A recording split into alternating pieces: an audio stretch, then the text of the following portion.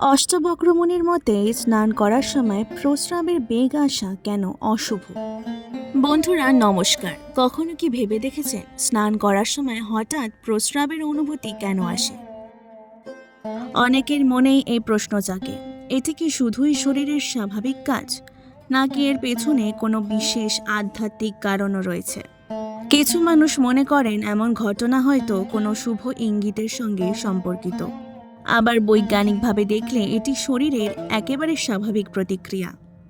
আজকের গল্পটি এক কৌতূহলী যুবক মাধবকে নিয়ে, যে এই প্রশ্নের উত্তর খুঁজতে মহান ঋষি অষ্টাবক্রের কাছে যায়। মাধব ছোট বড় সব ঘটনার পেছনের কারণ জানতে সবসময় আগ্রহী ছিল। একদিন সে নদীতে স্নান করছিল। শরীরে জল পড়তেই হঠাৎ তার প্রস্রাব করার ইচ্ছে হলো। বিষয়টি তার মনে প্রশ্ন তৈরি করলো। সে ভাবতে লাগলো, এমনটা কেন ঘটে? কিছুদিন পর সে জানতে পারল মহান ঋষি অষ্টাবক্র কাছে একটি আশ্রমে আছেন। মাধব দ্রুত সেখানে গিয়ে তাকে প্রণাম করে বলল, গুরুদেব, অনেকেই বলে স্নানের সময় এমন অনুভূতি হওয়ার মধ্যে নাকি কোনো বিশেষ সংকেত থাকে। সত্যিই কি এর মধ্যে কোনো রহস্য আছে? অষ্টাবক্র হেসে বললেন, বৎস, এই জগতে প্রতিটি ঘটনার পেছনে কোনো না কোনো কারণ থাকে, কিন্তু মানুষ অনেক সময় সাধারণ ঘটনাকেও অসাধারণ অর্থ দিতে শুরু করে। প্রকৃত জ্ঞান হলো কোনটি প্রকৃতির স্বাভাবিক নিয়ম আর কোনটি গভীর উপলব্ধির বিষয় তা বুঝতে পারা।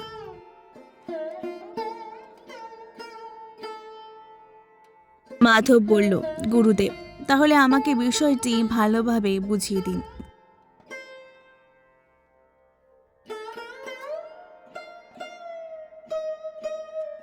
অষ্টাবক্র বললেন, তাহলে আগে একটি গল্প শোনো।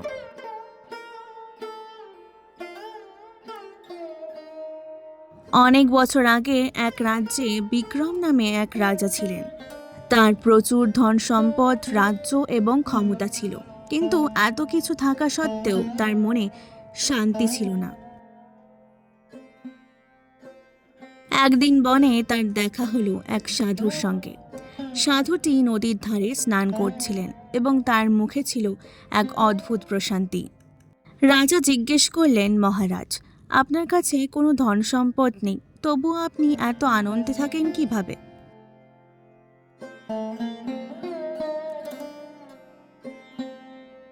সাধু বললেন, কারণ আমি শরীর ও মনের প্রকৃত স্বভাবকে বুঝেছি, আর তুমি এখনো বাইরের জিনিসের মাঝেই সুখ খুঁজে চলেছ। রাজার মনে এই কথা গভীরভাবে প্রভাব ফেলল।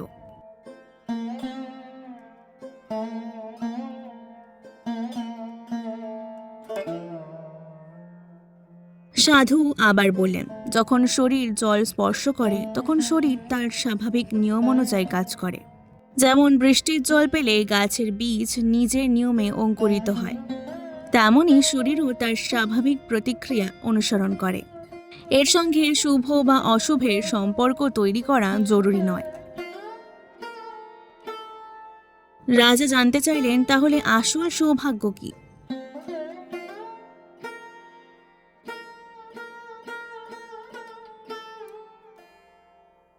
সাধু বললেন, আসল সৌভাগ্য হলো শুধু কোনো ঘটনা বিশেষভাবে ঘটেছে তা নয়। প্রকৃত সৌভাগ্য হলো মানুষ সুস্থ শরীর পেয়েছে এবং জ্ঞান অর্জনের ক্ষমতা পেয়েছে। কাহিনী শেষ করে অষ্টাবক্র মাধবকে বললেন, মানুষ অনেক সময় ছোট ছোট ঘটনাকে বিশেষ লক্ষণ মনে করে। কেউ হাঁচিকে শুভভাবে, কেউ অন্য কোনো ঘটনাকে ভাগ্যের সঙ্গে মিলিয়ে দেখে, কিন্তু সবকিছুর মধ্যেই অলৌকিক অর্থ খোঁজা ঠিক নয়।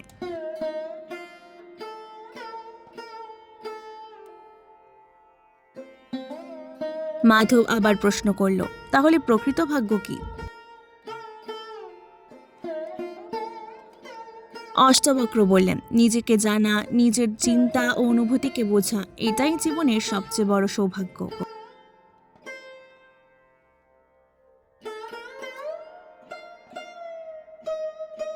তিনি আরো বললেন, যেমন আকাশে মেঘ আসে আবার চলে যায়, কিন্তু আকাশ অপরিবর্তিত থাকে। তেমনি শরীর ও চিন্তায় পরিবর্তন আসে, কিন্তু যে সত্তা সব কিছুকে লক্ষ্য করে সে অন্তরে স্থির থাকে।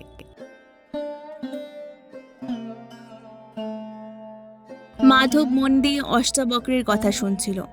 ধীরে ধীরে সে বুঝতে পারছিল যে জীবনের প্রতিটি ছোট ঘটনাকে বিশেষ সংকেত হিসেবে দেখার প্রয়োজন নেই।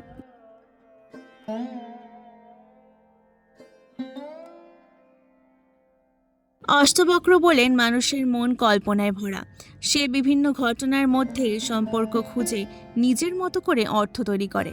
নিজের ইচ্ছা মতো কিছু ঘটলে তাকে শুভ বলে, আর বিপরীত হলে দুর্ভাগ্য বলে মনে করে। এরপর তিনি এক কৃষকের গল্প বললেন। এক গ্রামে হরিরাম নামে এক কৃষক থাকতেন। তিনি খুব বিশ্বাসপ্রবণ ছিলেন। একদিন নদীতে স্নানের সময় তার হঠাৎ প্রস্রাবের অনুভূতি হলো। তিনি ভাবলেন এটি নিশ্চয়ই কোনো ভালো সংকেত। আশ্চর্যভাবে সেদিন তার ফসল ভালো দামে বিক্রি হলো। ফলে তার বিশ্বাস আরও বেড়ে গেল।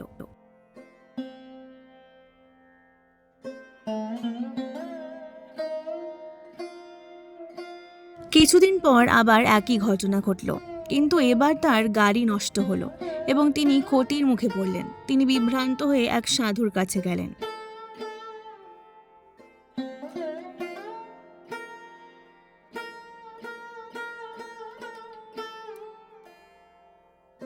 সাধু বললেন, তুমি দুটি আলাদা ঘটনাকে একসঙ্গে মিলিয়ে ফেলেছ। শরীরের স্বাভাবিক কাজ আর জীবনের অন্য ঘটনার মধ্যে সরাসরি সম্পর্ক থাকতেই হবে এমন নয়। কৃষক নিজের ভুল বুঝতে পারলেন। অষ্টাবক্র বললেন, জ্ঞানী ব্যক্তি জানেন প্রকৃতি নিজের নিয়মে চলে। শরীর ক্ষুধা পেলে খাবার চায়, তৃষ্ণা পেলে জল চায়, আর প্রয়োজন হলে স্বাভাবিক প্রতিক্রিয়া প্রকাশ করে।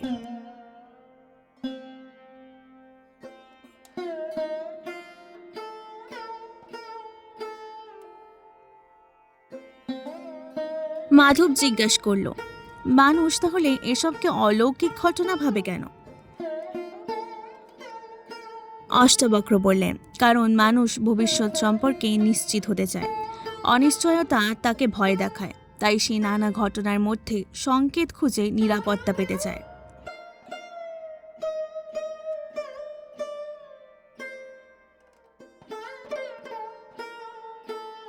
এরপর তিনি সোমদত্ত নামে এক ব্যবসায়ীর গল্প বললেন। তিনি জীবনের প্রতিটি ছোট ঘটনাকে ভবিষ্যতের ইঙ্গিত মনে করতেন। একদিন স্নানের সময় তার এমন অনুভূতি হলো, তিনি এটিকে শুভ লক্ষণ ধরে একটি বড় সিদ্ধান্ত নিলেন এবং লাভ করলেন। এতে তার বিশ্বাস আরও বেড়ে গেল। পরে আবার একই ঘটনাকে শুভ ভেবে তিনি বড় বিনিয়োগ করলেন, কিন্তু এবার ক্ষতির সম্মুখীন হলেন। তিনি এক সাধুর কাছে গেলে সাধু বললেন, লাভ বা ক্ষতি কোনো একটিমাত্র ঘটনার কারণে হয় না। অনেক পরিস্থিতি একসঙ্গে কাজ করে ফল তৈরি করে। অষ্টাবক্র বললেন, কোনো কিছুকে সত্য বলে গ্রহণ করার আগে বিচার বুদ্ধি ব্যবহার করা দরকার।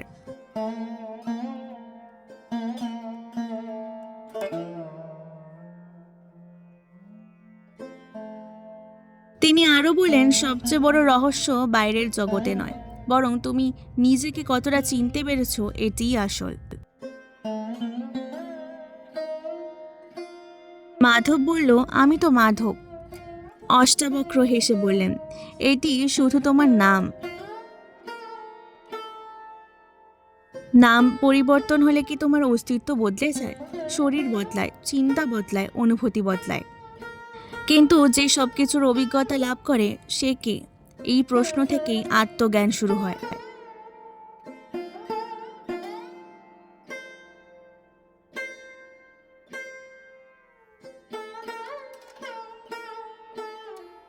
এরপর তিনি এক রাজার গল্প বললেন, যিনি তার প্রাসাদে অনেক আয়না লাগিয়েছিলেন।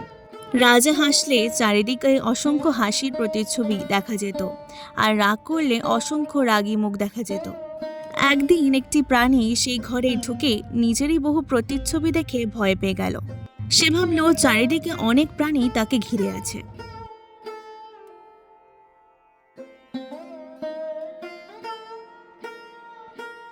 অষ্টাবক্র বললেন, এই পৃথিবীও আয়নার মতো। আমাদের ভেতরের দৃষ্টিভঙ্গি অনুযায়ী বাইরের জগৎ আমাদের কাছে প্রতিফলিত হয়।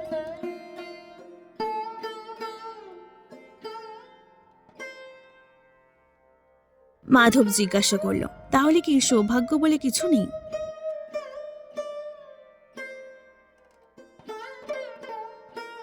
অষ্টাবক্র বললেন, সৌভাগ্য অবশ্যই আছে, কিন্তু তার প্রকৃত অর্থ বুঝতে হবে। সবচেয়ে বড় সৌভাগ্য কোনো ঘটনা নিজের ইচ্ছে মতো ঘটছে তা নয়। আসল সৌভাগ্য হলো সত্যকে বোঝার এবং নিজেকে জানার সুযোগ পাওয়া। মাধব গভীর মনোযোগ দিয়ে অষ্টাবক্রের কথা শুনছিল। অষ্টাবক্র আবার বললেন, এক ব্যক্তি সারা জীবন ধন সম্পদ ও সাফল্যের পিছনে ছুটে বেরিয়েছিল। সমাজ তাকে সফল মানুষ বলেই মনে করত, কিন্তু অন্তরে সে সবসময় অশান্ত ছিল। যখন সে জীবনের প্রকৃত সত্য উপলব্ধি করল, তখন বুঝতে পারল বাহ্যিক সাফল্য কখনোই স্থায়ী শান্তি দিতে পারে না। মাধব মনোযোগ দিয়ে শুনছিল। অষ্টাবক্র বললেন, মানুষ প্রায়ই ভুলে যায় যে শরীর, ধন সম্পদ এবং জীবনের পরিস্থিতি সময়ের সঙ্গে বদলে যায়। আজ যা আমাদের কাছে আছে তা চিরকাল আমাদের সঙ্গে থাকবে না। তাই কেবল বাইরের জিনিসকেই নিজের পরিচয় বলে মনে করা এক ধরনের ভ্রান্তি।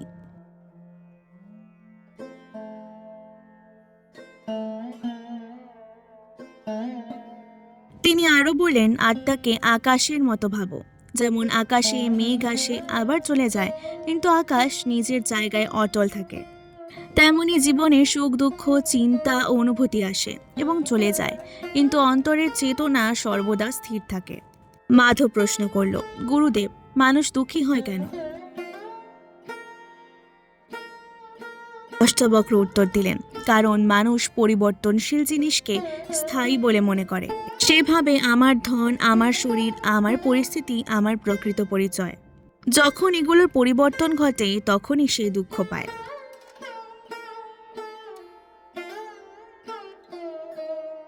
এরপর তিনি এক ধনী ব্যক্তির কাহিনী শোনালেন।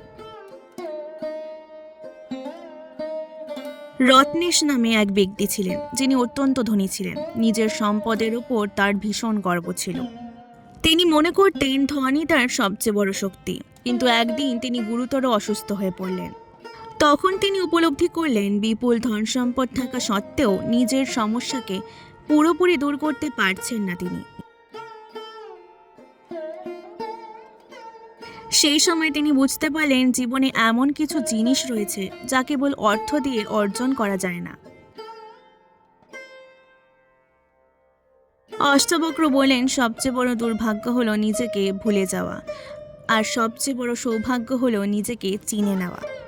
এরপর তিনি নদীর দিকে তাকিয়ে বললেন, এই নদীটিকে দেখো। এর জল নিরন্তর বয়ে চলেছে। সে কখনো অতীতের জলকে ধরে রাখে না। মানুষও যদি অতীতের দুশ্চিন্তা এবং ভবিষ্যতের ভয় ছেড়ে বর্তমান মুহূর্তে বাঁচতে শেখে, তবে জীবনে অনেক বেশি শান্তি আসবে। মাধব জিজ্ঞাসা করল, মনকে শান্ত করা যায় কিভাবে? অষ্টাবক্র বললেন, মন অত্যন্ত চঞ্চল। এটি এক চিন্তা থেকে আরেক চিন্তায় ছুটে বেড়ায়। কিন্তু মন যখন শান্ত হয় তখনই মানুষ বাস্তবতাকে স্পষ্টভাবে দেখতে পারে। তিনি আরও বললেন, শুধু বাইরে থেকে শান্ত থাকাই যথেষ্ট নয়। প্রকৃত শান্তি আসে নিজের অন্তরের চিন্তাগুলোকে বুঝতে শেখার মাধ্যমে। মাধব অনুভব করল, সে এতদিন বাহ্যিক ঘটনাগুলোর মধ্যেই অর্থ খুঁজে বেড়াচ্ছিল, অথচ জীবনের প্রকৃত উপলব্ধি লুকিয়েছিল তার নিজের অভিজ্ঞতা ও চিন্তার মধ্যেই। পরদিন সে আবার অষ্টাবক্রের কাছে এসে জিজ্ঞাসা করল, গুরুদেব, মানুষ সাধারণ ঘটনাকে ভাগ্যের সংকেত বলে কেন মনে করে?